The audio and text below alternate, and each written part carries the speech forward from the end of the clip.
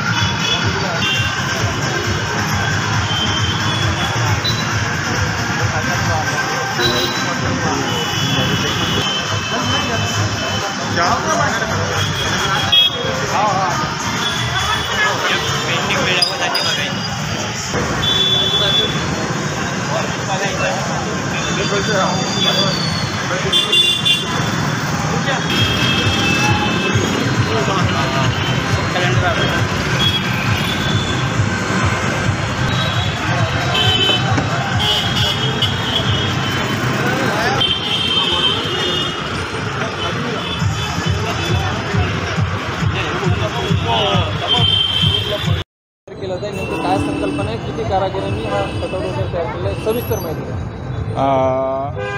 प्रभू श्री रामचंद्र ज्या वेळेस अयोध्यातून 14 वर्षाचे तेव्हा त्यांना वनवास झाला, त्यावेळेस त्यांना आदिवासी समाजाने वनवास गमनसाठी खूप प्रयत्न केलं। शबरी, आमची माता शबरी, तसेच खूप सारे जे आदिवासी होते यांनी त्यांना रस्ता दाखवला। त्याचप्रमाणे यावेळेस 2024ला श्रीराम प्रभूचं प्राणप्रतिष्ठा अयोध्यात होत आहे।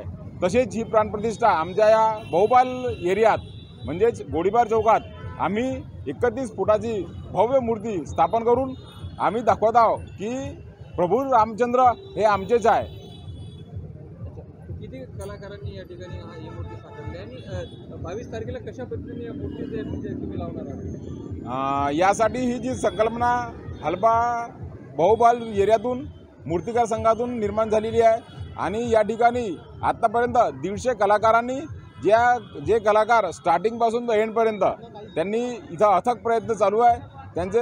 आणि अजूनही आमच्या या एरियातून, सगळ्याच एरियातून, उत्तर नागपूर, मध्य नागपूर, पश्चिम नागपूर आणि सगळ्या एरियातून या ठिकाणी कलाकार येत आहे आणि आपली कलाकारी दाखवत आहे।